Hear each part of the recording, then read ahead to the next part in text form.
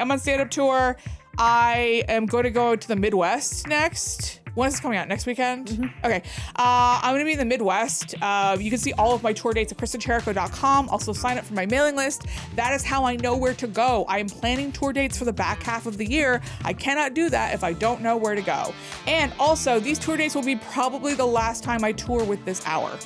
So if you want to see it while it's hot. If you want to see me working on this hour, this is going to be, this year is it. So that's just so you know.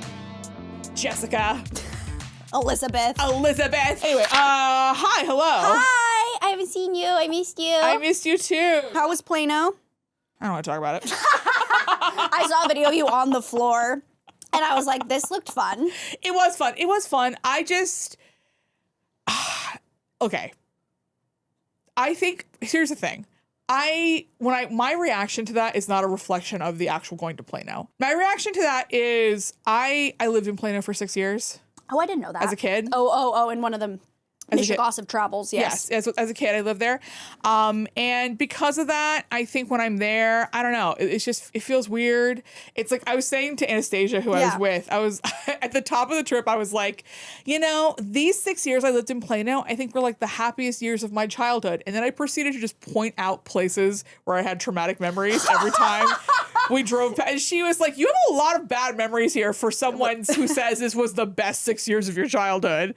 And I'm like, yeah, I didn't say it was a good 6 years. Yeah. In this 6 years, I had friends. Yeah. So it wasn't.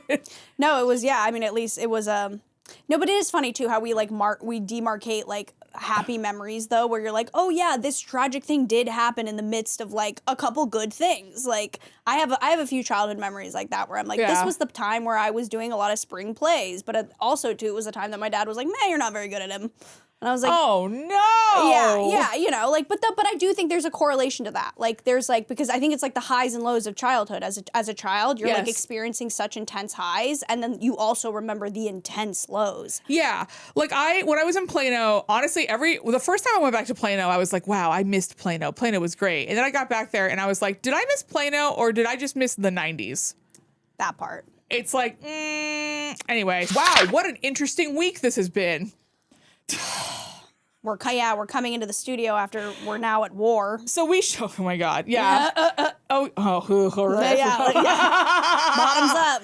Literally, Bree woke me up this morning and she was just like, don't freak out. And I was like, I guess World War III, added to the pile, I guess. Added to the pile, yeah. Yeah. I mean, I did see a meme where it was like, it was like World War I, World War II, World War III, we're right here. Yeah. And then it was like, and then it was like the Fast and the Furious movies after that, like the titles of the world wars. Too furious. Yeah.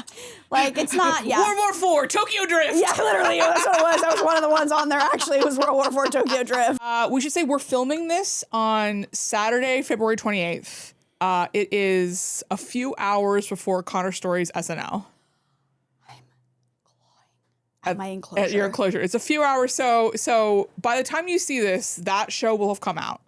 And we'll be different people. We'll be different people, or we'll be the same people, but worse. But worse.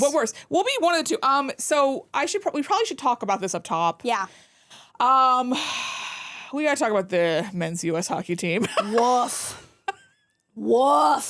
From a crisis comms perspective, I don't know if you could develop a better disaster than this. Like, if you wrote this in a book, it'd be like too much. Like, with the ketchup packets at the White House. Literally, I'm just like, basically, they will teach this in classes of how not to manage a crisis. Oh yeah. It's like it's got everything. No, it's got every single note of what not to do. Yes, it's like no apology. Bad apologies. Doubling down. Ad hominem attacks.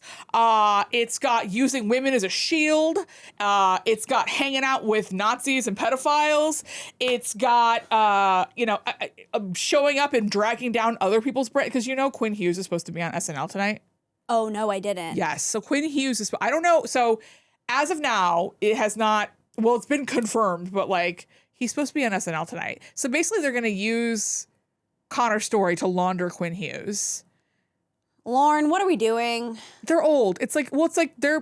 Listen, Connor's agent's the CAA. Quinn Hughes' agent's the CAA.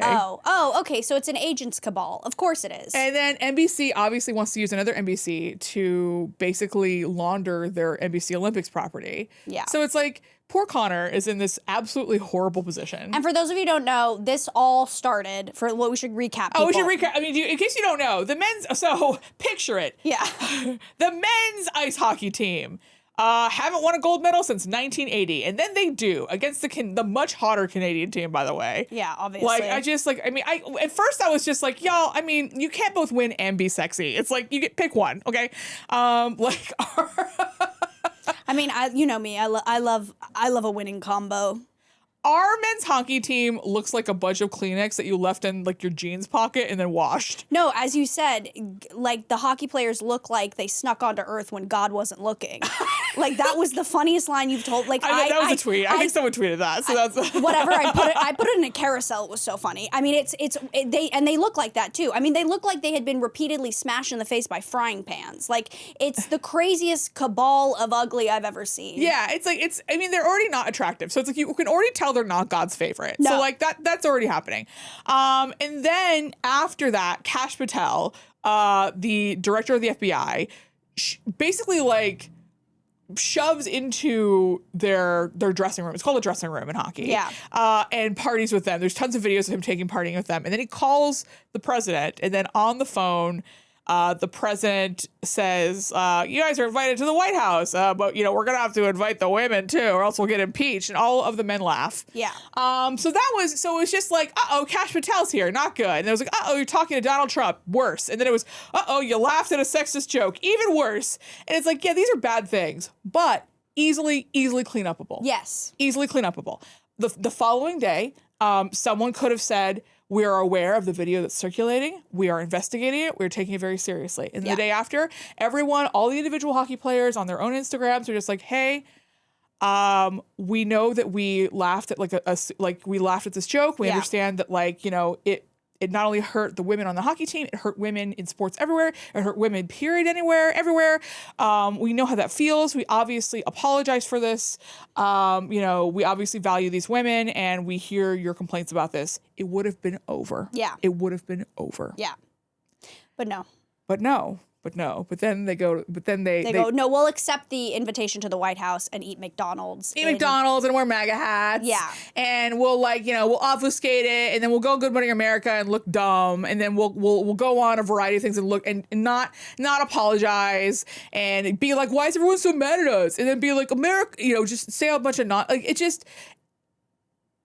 it's like, listen, I understand that hockey is a very conservative sport. I understand that. I think once in a generation, you get a chance to increase your market share. If you don't have the infrastructure in place to not completely fuck that up, that's on you, buddy. I don't know what to say. I think from a crisis comms perspective, I think it's over. Yeah. I think it'll be a generation before they get these people back. Or yeah. It's over. It's over. I think any sort of bump they receive from heated rivalry is gone. It's gone and then some. Yeah. It's not those fans are gone, and then some fans they had originally are also gone. Yeah, the diehard ones. Yeah, the original ones. There are some women the foundational ones. Yeah. It's like you're in the red now. Yeah, now you're in the red. Exactly. No, it's through. And it's just like and that's what's so devastating about this is that it's like they obviously don't want to be good people for the sake of being good people. But they couldn't even be good people for the sake of more money. Yeah, they couldn't even be good people for the sake of their careers. They couldn't even be paid to be good people. That's the tweet. That's like they couldn't because that's what it is. It's like this was money. Yeah. It's like someone took a Quinn Hughes jersey, cut it in half, wrote pedo lover on it, and left it right in front of the Hockey Hall of Fame. Good. That's it's called a sweater, but that's an expensive jersey. It's an expensive jersey. Good. And that's the thing. It's like you couldn't even be a good person for money. For money. You couldn't even be paid to be a good person. You couldn't even be paid to be a good person. And that is like, as Trixie Mattel said, every single person who has supported this administration, who's voted for it, this is not a footnote in your bio. This is a flaming red sign over your head for the rest of your life, and no one will forget it. This is the epitaph on your gravestone. Yeah. And no one's going to forget it. This is the only thing that matters about you. Yeah. It's the only thing that will ever matter about you. You supported the pedophile president, warmongering Nazi. Yeah. Like, what is there like a marching band? You know, I thought being a stand-up comedian was going to be the lowest rung of respect I could have received. And then we started podcasting. Clearly, you've never been a summertime lifeguard in a rich subdivision. That's true. I haven't. Have you ever had to spray down a dirty bathroom with a hose? No. I got fired from. I didn't even make it through train. What is happening? Is this? That's absolutely a parade. Absolutely a parade. It's getting louder. The aliens are here and they play drums. Keida, did you invite a drum circle to this podcast? Is there like a drum circle happening downstairs? What is this? So all week, all of the social accounts for the NHL have been posting stuff like, who's your favorite woman? Who's your favorite lady? Yeah. And the guys are just like, my favorite woman is Mary, mother of Jesus. Like they're giving Amelia Earhart. My favorite woman is whoever Ronald McDonald's wife is. Yeah. Like, they've just been saying, like, whatever. And, like, of course, like, all of the comments are just like, we see through, this is ridiculous, we see through this. Meanwhile, the PWHL is having, like, a gangbusters week. I want to say there was a game that sold out last night. Let's go. That's sold out, which is incredible. And it's just like, I think that this is just a generational fumble. Large scale public teams or celebrities that continue to support this administration, like, it's just going downhill. Yeah, and the thing is, the strategy they chose, the PR strategy they chose, is to wait it out. Right. They thought, because generally speaking, with these kinds of audiences, wait it out works. Yeah. But unfortunately, Wait It Out does not work with female fandom audiences. True. It doesn't. Wait It Out works with men. Yeah. Because men just forget. Yeah. They're just like... Men don't remember their wives' birthdays. You think they're going to give a fuck about any sort of controversy online? No, they don't care. That's inconvenient. They don't want to deal with that. I think this is just a really interesting example of what happens when you're given a free sandwich and you're like... What if I threw it in the toilet? Yeah. What if I threw it in the toilet? What if I put McDonald's ketchup on it? Yeah. And ate it in front of a pedophile? What if I let this pedophile use me for free PR? Like, it's like, literally. What little boy wakes up and it's just like, when I grow up, I want to eat cold McDonald's in a criminal's house. Like... Literally, like, who dreams? Like, who dreams of this? What, like, absolutely, like... sacrificing every, like, childhood memory you've had to, like, be on the rink, like, and for the goal to be, like, eating cold McDonald's at a criminal's house, like... Yes. Like, that's where you end up. Like, that's the penultimate. What concussed child is just like, when I grow up, I want to wear a Ralph Lauren sweater while standing on the staircase because they didn't have a seat for me at the State of the Union. Like... Which also, by the way, was the craziest so funny. thing. It's like, are you guys the ushers? Literally. It was so funny. I was just like, you guys, wow, you were invited to the State of the Union. You don't even have seats. You have to stand there. You have to stand there for 2 hours. While the oldest reptilian's walking. The oldest lizard currently holding a job. Tells everyone about how good he is at licking his own eyeball. Yeah. Do you know I can't do Trump, but like, do you know how many eyeballs I licked last year? Yeah. Millions of eyeballs. Innumerable eyeballs. I would have looked women. I can't. I would have licked women's eyeballs, but they're very mean. They won't let me. They won't let me lick their eyeballs. They say I shed too much of my skin on them. Too much self-tanner. Lies. Such a bad Trump. It's really the two worst Trumps. So I texted you this weekend. I was just like, what's your most LA opinion? My most LA opinion is that I think pet psychic is a valid profession. I couldn't agree more. Okay. I couldn't agree more. I think pet psychic is complete. And I realize that, like, me saying this is very incongruous with who I seem to be as a person. I don't know. I mean, I don't think pet psychic like goes against like racial justice. That's true. I mean, but I think pet psychic is a completely valid profession. I told this to my wife, and she was just like, okay. And I was like, okay, you're not gonna disrespect pets. I was like, you don't understand. People take their pets to pet psych. Well, okay, here's how this fight actually started. This fight started. Well, I picked this fight. This was me. I picked a fight. I got home from Plano. We've been there. I came home from Plano. I came home from Plano. I immediately picked a fight. I was You're just talking to the expert. and I was just like, you're talking to the expert. I walked in. I just showered, so I walked into the living room completely naked, and I said, "Would you take 6 months off of your life if it meant you could talk to our dog for an hour?"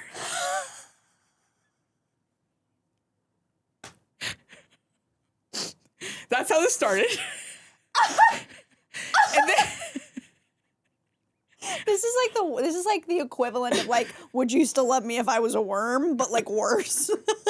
well, at first I said, would you take 6 months off our daughter's life? And then I was like, no, it's stupid. And then I was like, no, it's bad. Yeah. And so I came out naked, and I said, would you take 6 months off of your own life if you could talk to our daughter for an hour?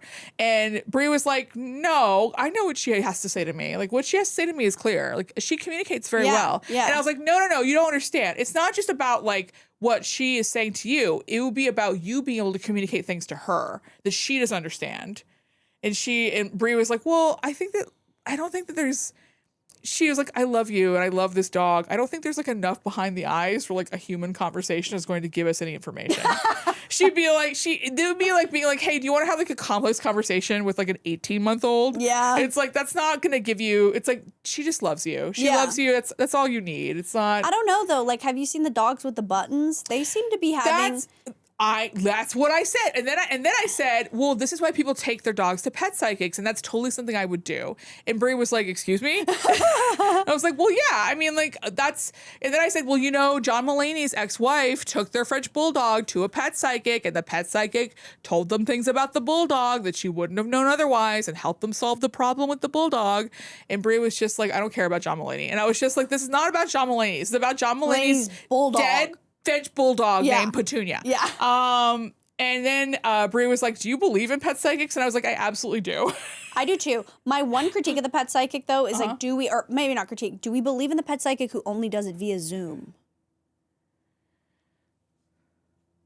No. Yeah, I feel like it has to be done in person. I think it has to be done in person. I think Zoom pet psychic grift. I think in-person pet psychic, because here's the thing.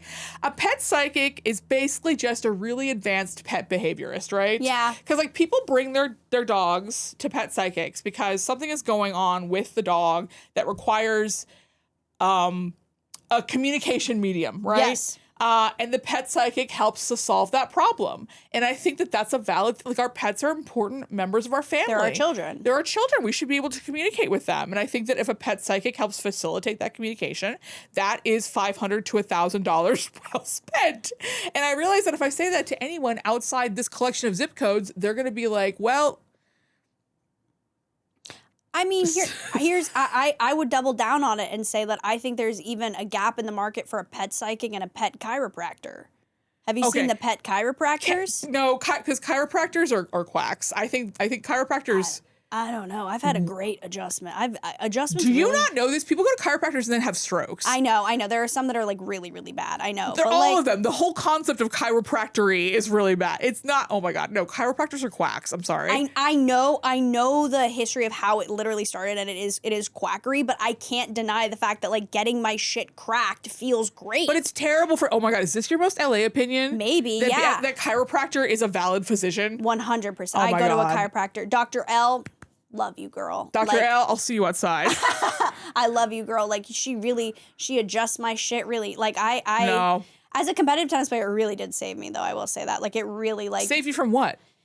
Repeated injuries, muscle tears. Like I was like I have also very like I have hypermobility, and so like my body it's very difficult for me to stay in alignment. Mm-hmm. And so it like she cracks my shit back into alignment. Listen, I don't disagree that there's a valid need for that type of treatment, but like I think that chiropractors get away with killing too many people. I agree. I mean, there are some. I have you seen Russian chiropractors? No, I haven't seen any. Oh my God, Russian chiropractors are crazy. Russian chiropractors literally have like a mallet and like a wooden block, and they're putting it on people's spines and they're whacking away. I mean, there's no validity in that.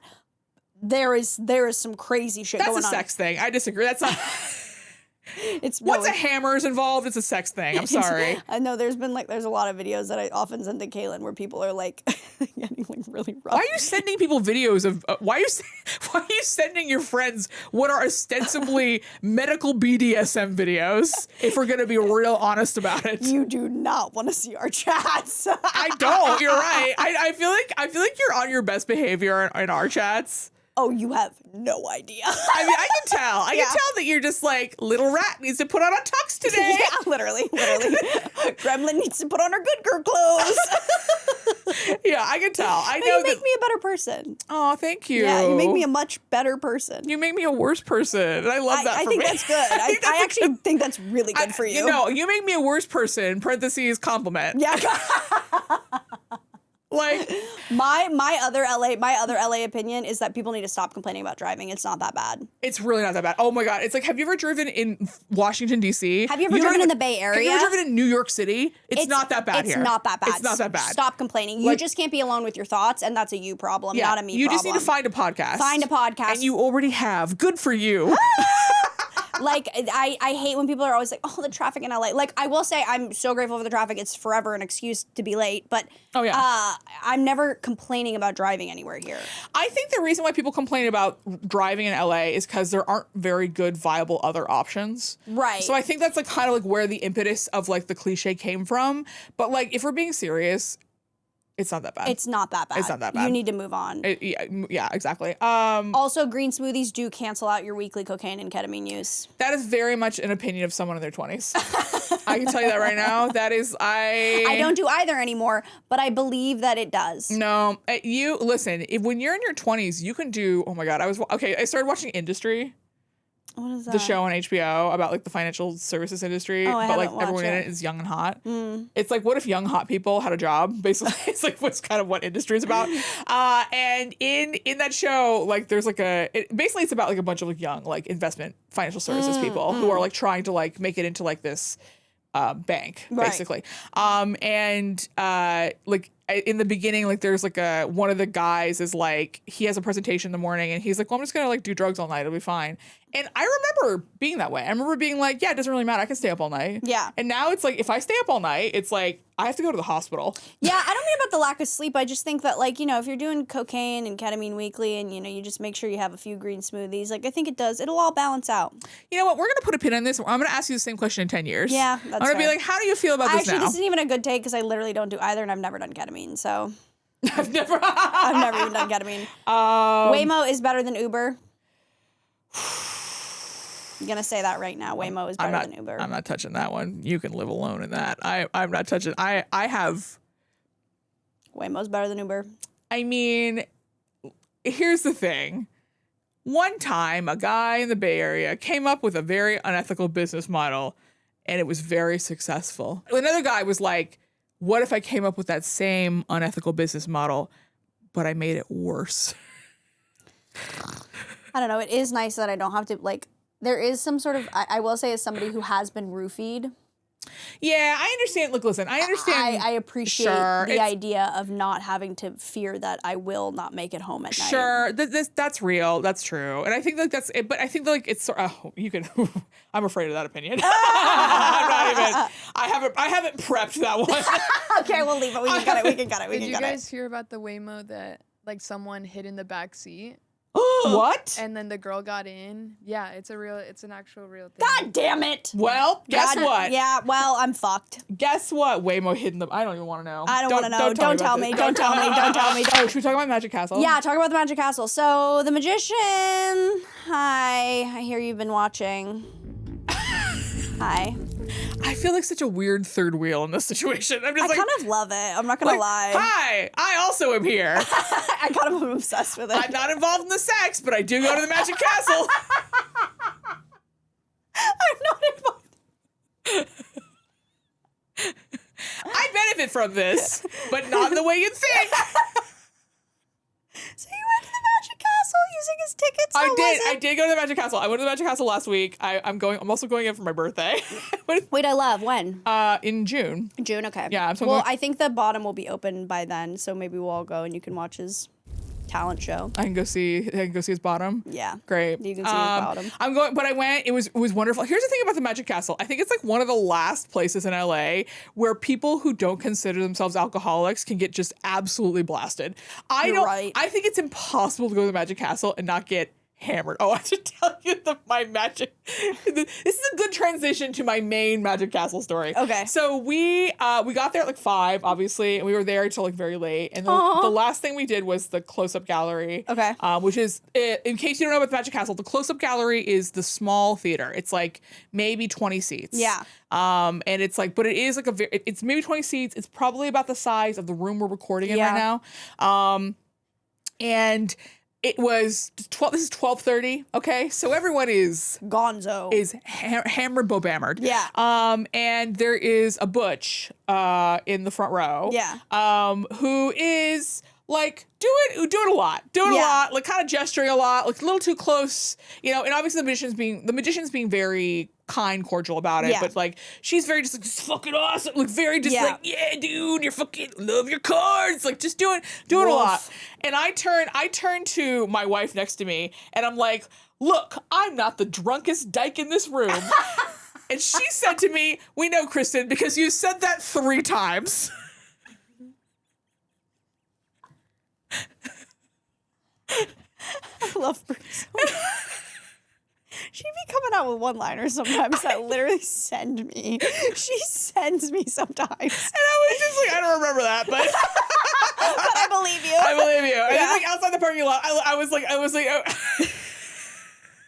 And the thing is, like, after she said that to me, I forgot she said that to me, and I kept being like, I'm not the drunkest dyke here.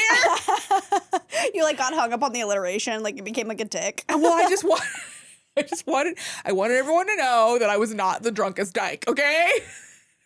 I did not win that competition. It is rough, though, I will say. Like, magicians have to, like, when you're a stand-up and you have to deal with hecklers, like, you are offered a level of, like, you can't be sassy in a mean way. You can address it, though. But you can address it in like I'm going to shut this down. Yeah. With a magician, because you have to keep them in on the illusion and, like, still almost like in awe of you in a way. Yeah. You aren't afforded the same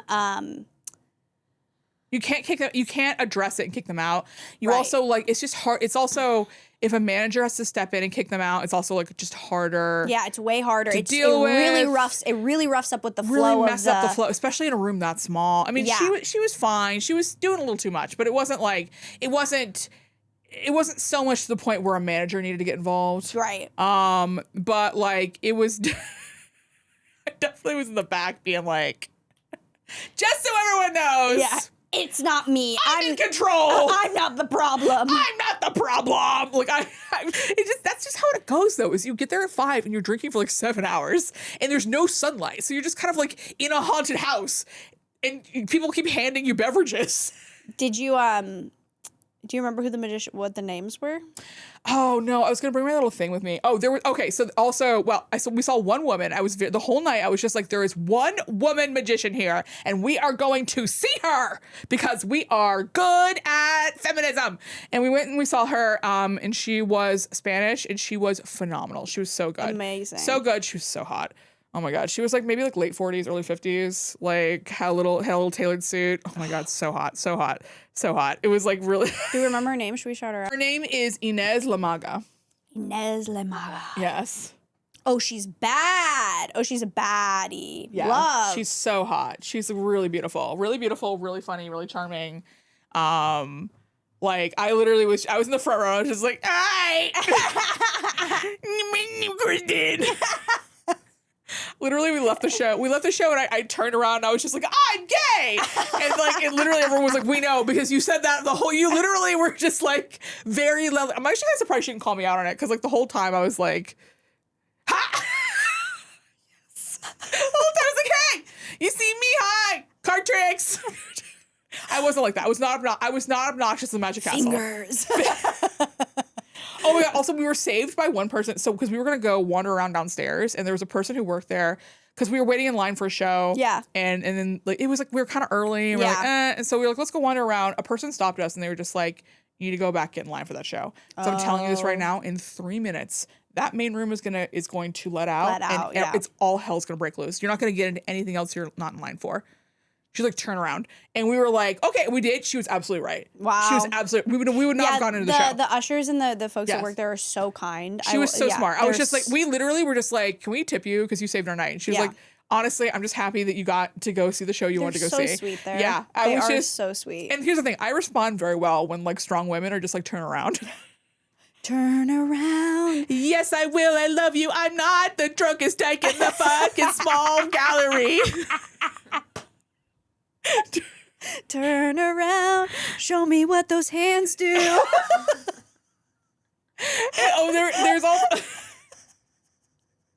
the other thing is like I was with friends who love being in the front row of like shows, who love being in the front row of comedy shows and magic shows because like they're really good like participatory audience members. Yeah. They're really good at being like, and they were all night. Like all night they were just like, I'm the volunteer. I did want to bring this up to you. Yes. I have a workshop segment that I want to. Okay, so I have this segment about white people. Okay, we're our bit. We have our weekly bits about how we pitch comedy bits to each other, and I've been working on this bit and I really want your take on this. Yes. Okay, so I have been, I've been on the dating scene for a while, post-divorce, whatever. Come to our show in San Diego. You heard me talk more about it. It will have already happened. It will have already happened, but maybe next time. And I've been dating, and I go out with a lot of white guys because I'm deficient. And I have noticed that these white guys, like, they all love camping. Mm-hmm. Like, white men love camping. And because it's cheap. I think it's because they like cosplaying refugee. Because they've never had to experience it or hardship themselves. And it's like this thing where it's like, they're like, I love living on the land. I love like building my own shelter and having to, hunt my own food. It's because like white people are very divorced from the land. I mean, this is a very indigenous perspective. Let's go. White people are very divorced from the land from which white people are very divorced from the land they live in. And so like I think like when whites love to camp, I think that is like kind of a subconscious way of like trying to like find a way to connect to a land that they are not from. And I think that like that is a lot of why they love camping. Yeah, that's a much better take than where I was going with it. Yeah, mine's very intellectual and very like... Yeah, mine was like, oh, you like microdosing poverty. Like... Oh, yeah. Do you know also, what I mean? It's cheap. Yeah, no. Oh, wait, we do need to talk about this. Okay. Have you heard about this Alpine Divorce thing? Yes! We need to talk about this. This is insane! Okay, I need to explain what an Alpine Divorce is, because, an Alpine divorce, this is a real thing that happens. And it's been happening, like, there's been several articles about this one guy who's left the same woman, has left 2 different women on the mountain to die. So basically what will happen is, like, someone will take, like, their spouse either hiking or climbing somewhere in the forest or in the woods, and then will just abandon them there. And that's how they leave them. That's how they leave them. They leave them to die. Yes, they leave them to die. And it happens more often than you think. And actually, I got into a fight with Brie about this too. You're like, you leave me. Well, okay. So there's a fight that we keep getting into about this. My friends got married recently, and I wore shoes that were too high. And we were walking around a lot around the courthouse area, and I kind of realized early on that I'd picked the wrong shoes. So I was slower than everyone else. And Brie kind of just like took off without me. Just went off without me. And I texted her the other day. I was like, listen, this Alpine Divorce thing is really freaking me out because like you basically abandoned me on my friend's wedding day. You like left me to die at the Beverly Hills courthouse. I'm laughing so hard because this is 100% a fight I would pick. And this is a fight. Well, I was mad about it. Well, because like, here's the thing is that like the bride's dad had to like hang back with me. Yeah. And I was just like, where is my wife? Like but the way that I would pick this fight, even even if I was wearing okay shoes, Yeah. even if I could keep up and a man just decided to walk, I don't know, 10 steps ahead of me, I'd pick this. She was gone. Here's the thing is that, like, I was mad about it because I was just like, I don't know why you guys are walking so far ahead of me. I called the lift. No one's going anywhere till I get there. Period. No one's going anywhere till I get there. Period. I mean, here's the thing. It was not, I'm still mad about this and I don't know how to like, get over it because I'm just like, the Alpine Divorce thing really has been like, you would leave me in the woods too. But like, no, it's scary. Like men are so afraid of confrontation that they would rather. I don't even think, to be honest, this is my take. I don't think it's they're afraid of confrontation. I think they don't have the balls to actually kill the women. And this is the easiest way to do it. Dude, that's dark. And also, I think true. That's dark. You're right. Fuck. Oh my God. I don't think they have the balls to actually kill their wives, but this is the way they can do it and claim negligence. I think misogyny, and we're going to talk about this on the next episode when we talk about that guy that I made you read about. I think misogyny has reached such a point in culture that it is now, it's like it's eating its own tail, but to a degree now where it's like, yes, it's eating its own tail and it's like, it's almost like self-imploding, but like it's to the degree now where like active violence is like happening towards like women in a day-to-day manner that like we're now seeing like headlines about like an Alpine divorce, which is basically just abandoning your wife in the forest to die or on a hiking trail, or, you know, we are at such a peak level of violence against women and women's bodies that like this is now happenstance. Why is everyone we're looking at USA Today. Why is everyone talking about an Alpine divorce? Like, it's because like everyone has like a story, even if it's not this extreme, everyone has a story about someone abandoning them in a place where they were not able to keep up. Everyone has. Or they have a moment with their spouse where I have one relationship. Kaylin met him. Yeah. It was the most fucked up relationship I've ever been in. Mm-hmm. And I remember I think every woman has this at one time in their life. They have a moment where they are with a man and they go, oh, this person could end my life. Oh, yeah. Oh, yeah. Could end my life. And it's a survival thing. I feel like it's this like inherent thing that like women over thousands of eons have had to, because like men are like kind of our biggest predators. Like we have had to have this thing in our body that just like clicks in when a man is threatening our lives. And we've all been in relationships, at least one, where this has happened. I just got like Did you just get a non-flashback? I just got like ratatouille'd back to like a moment from college. Right? Sorry that we're calling. I realize that ratatouille means a variety of things, but in this case, it's when I got a non-flashback. Yeah, you got a non-flashback. When I was in college, this is a very brief story. When I was in college, there was a man who I went to school with who was very popular. He was like the center of our friend group, who everyone loved, who had a terrible substance abuse problem. And who was not treating a friend of mine very well romantically, was kind of stringing her along. And I was also in love with this man because I have no self-respect. And don't say that. You have self-respect. Well, here's the thing. Maybe it's not at the time, but you have self-respect. So we were both really drunk, and I was drunk with him, and I basically lit into him. And I was like, you need to fucking knock it off. You need to get your shit together. And he responded by basically leaving me there at the bar. Like basically like leaving me to ostensibly die. And what happened was I ended up on the street in the gutter, missing a shoe. Glasses are out. The police had to come get me. The friend in question had to come get me from the police station. He Alpine divorced you, but at a bar. And at the time, I remember being like, this is really fucked up. And he was just like, it's not my fault. Yeah, it's your fault. That's what he was saying. Not that it actually is. No, obviously. I know. Yeah. It was just, but yeah, he like, and I remember for years being like, you're right, it was my fault. I shouldn't have done that. And now it's like, no, I basically got Alpine divorced by a man I wasn't even fucking. Yeah. No, I have a distinct memory of this guy I was dating in college. He was incredibly emotionally abusive. Like this was the most fucked up relationship I've ever been in. Like me going into my freshman year of college, and I made the dumbest decision. Girls, I need you to hear me right now.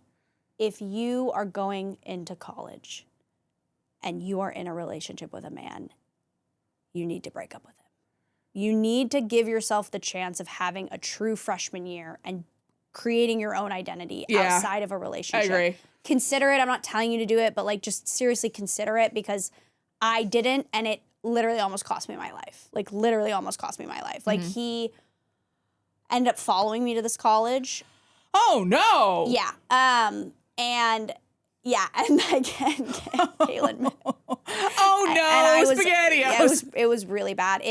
He ended up when we were still doing the long distance, I had given him my old computer because his computer had broke and he had a really fucked up family dynamic. And I had wiped my old computer and I gave it to him, but somehow my iMessages were still signed in, and he went through all my text messages from all the time I was in high school, and he called me and he was like, I'm not the only guy that you called daddy. It was I'm not the only guy that you call daddy. That ruined daddy for me. Let me tell you that right now. You know what? That's good. That's good. That's good. I'm glad. Sweating. But like, just like, you're a slut, you're a whore, like horrible things. Told me that like, nope. Told me I was like, I didn't even end up leaving my dorm freshman year because he's like, you're cheating on me with all your female friends. I'm like, I'm not even queer. Like, what do you like? You're cheating on me. It was craziness.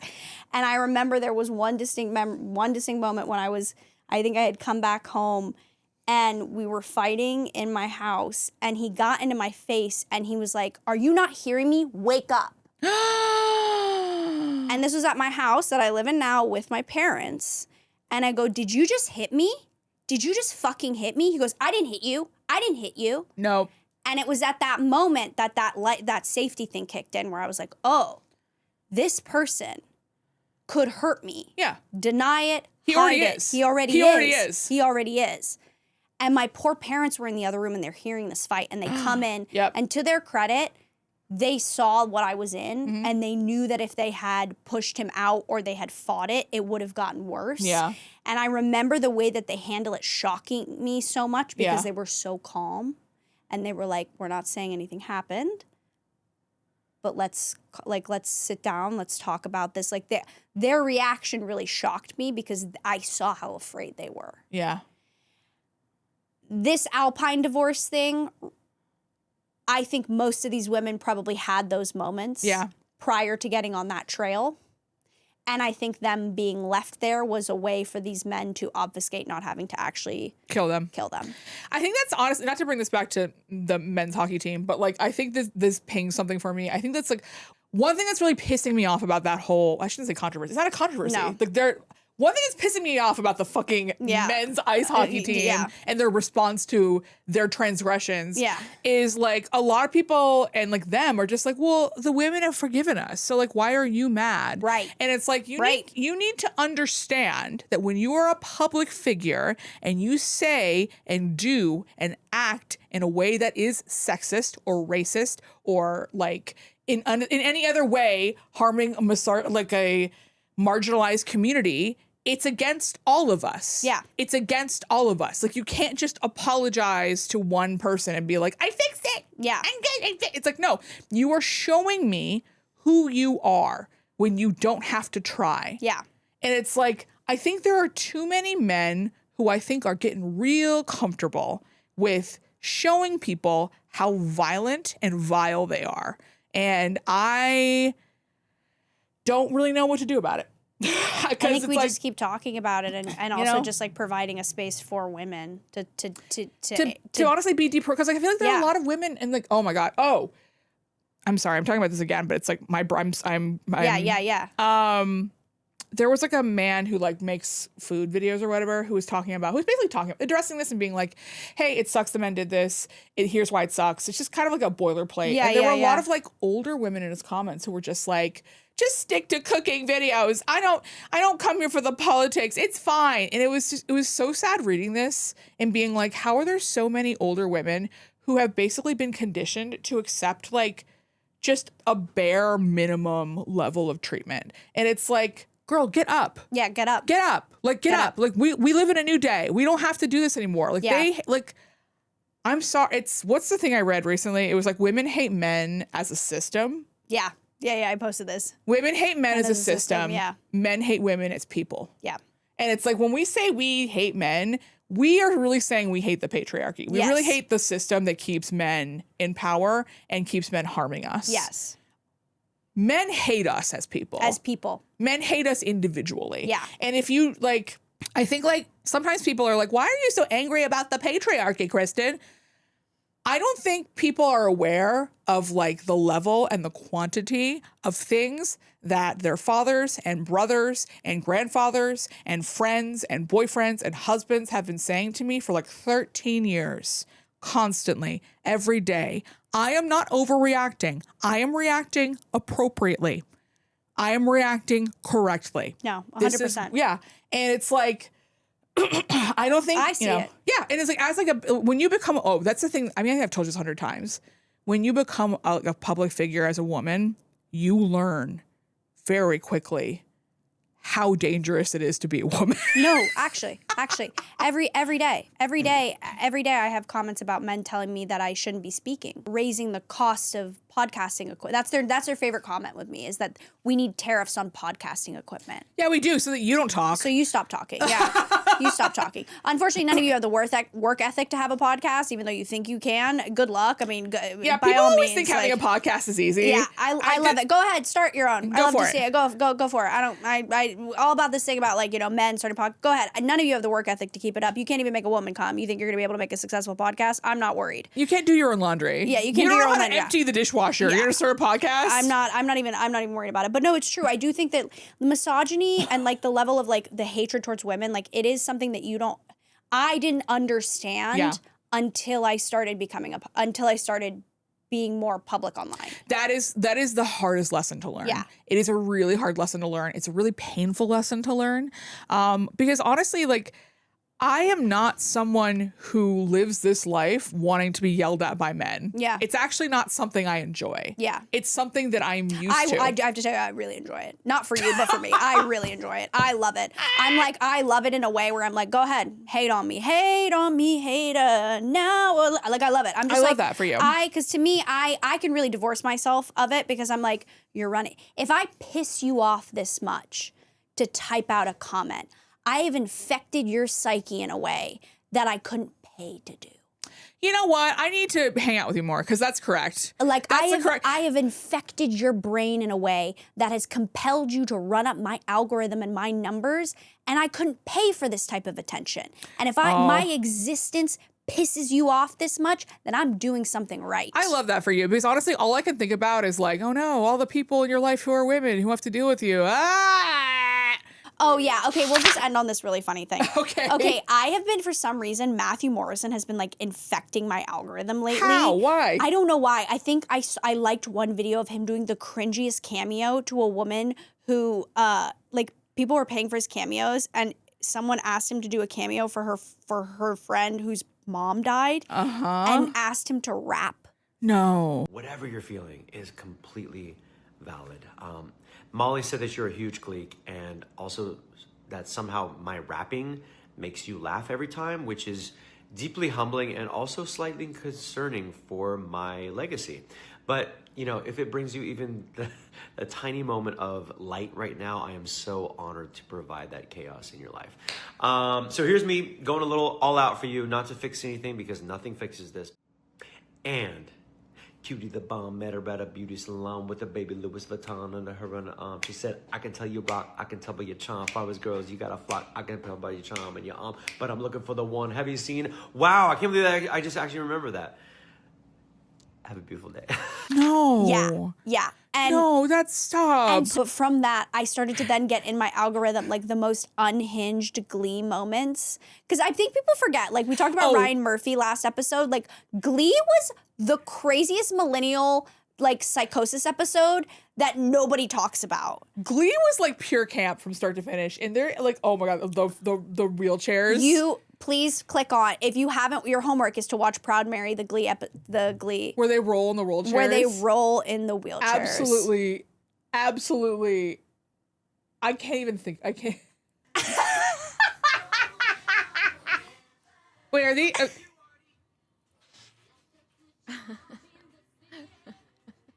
Not me thinking he fully was in a wheelchair. No, he isn't. He isn't, no. No one on this stage uses at least I don't think. Because this is the main cast, right? Yeah. This is the craziest. Like, I can't believe. You know how many executives this had to go through?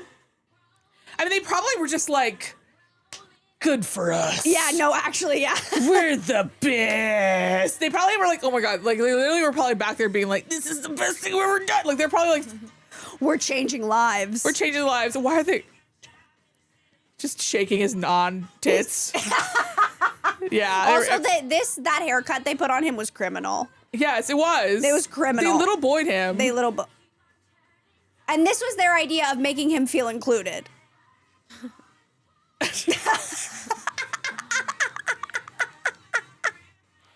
Here's the thing. I think that, like, Your homework is to watch the Rolling on the River Glee. I just don't. Here's the thing. I would be curious to see how people who use wheelchairs feel about this. Yeah, sound off in the comments. I would be curious to hear how they feel about this because, well, here's the thing. You never know. Like, people in wheelchairs might actually have like very complicated opinions on this. Yeah. I don't use a wheelchair, so my opinion on this is what? Yeah. And why? Yeah. And what? Yeah. But, like, again, I don't use a wheelchair, so it's possible that, like, maybe there's sort of a nuanced interpretation of this Yeah. I haven't thought about. I'll pin in the comments. Yeah. Sound off. Tell me if that's Resonated with if that's you, the thing. yeah. Also, I'm on Cameo too. I love doing cameos. Yes. They're really fun. I'm on Cameo. So yeah. Request a cameo from Request a Kristin. cameo from me. Well, this has been Night School. Thank you all for watching. Like, comment, subscribe, tell your friends about the podcast, whatever the fuck we do. Oh, I hit my mic. Yes, hi, I'm on tour still. Go to KristinChirico.com. That's where my tickets are. I love you guys. Bye. Bye.